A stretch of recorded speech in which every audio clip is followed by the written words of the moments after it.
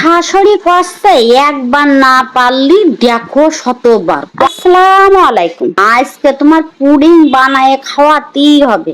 তো আমিও লাগিয়ে পড়ে গেলাম।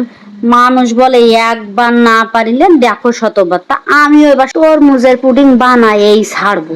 তো তরমুজের মধ্যে লাল লাল গোস্ত গুলোরে আচ্ছা মতো করে কাইকে কাইকে কাইকে খোলাটা একদম খোলস করে ছাড়িয়ে দিলাম।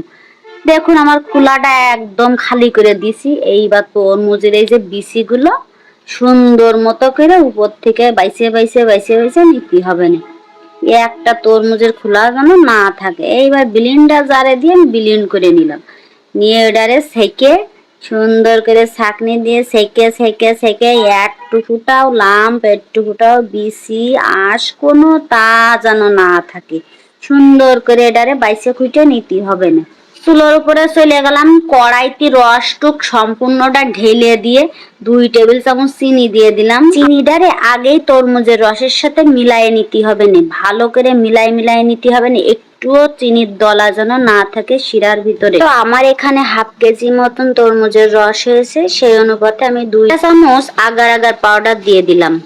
আগার আগার পাউডারটা দিয়ে এভাবে করে ভালো করে মিশিয়ে নিতে হবে না, কোনো রকম দলা পাইকা যেন না থাকে সেদিকে খেয়াল রাখতে হবে না। তো চুলোর জালটা জ্বালানোর আগেই আমার এইভাবে করে সমস্তগুলো মিশিয়ে নিতে হবে, কোনো রকম দলা পাকা না থাকে। আর ভালো মতো নাড়তে হবে। নাড়তে নাড়তে বাপু হাত ব্যথা হয়ে যায়। যাক, তবু শাশুড়ি মা কইছে আমার তো আজকে করে খাওয়াতেই হবে। কেউ যখন কয় আমার কোনো গুণ নেই, তা গুণ আছে কিনা বাপু আমি এবার দেখাই ছাড়বো। তো রংটা সুন্দর করার জন্য, তরমুজের রঙের মতন করার জন্য আমি অল্প একটু ফুড কালার দিয়ে দিছি। আর এইরকম একটা বাটিতে ওই খোলাটারে সেটিং করে বসাই নিছি।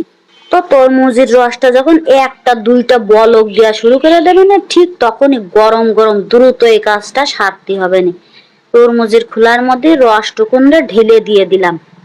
সামান্য একটু ঠান্ডা হয়ে আসলে ওটারে ফ্রিজের মধ্যে ঢুকাই দিতে হবে না। তো দেখুন ঘন্টা 3 পরে এসে দেখি আমার তরমুজের এটা সেটিং হয়ে গেছে। 5টা কেটে আমি বেশ সাইজ করে নিলাম। তো এবার 5টা কেটে সেটে সাইজ করে নিবার পরে তরমুজটা এবার মাঝখান থেকে ফাটতে যে যুদ্ধ লেগে গেল মনে হচ্ছে। খোলাটা এত শক্ত যে মাঝখান থেকে কাটতেই পারতেছি না। আজকে আর ব্যর্থ হয়নি, আজকে সফল হয়েই ছাড়িছি।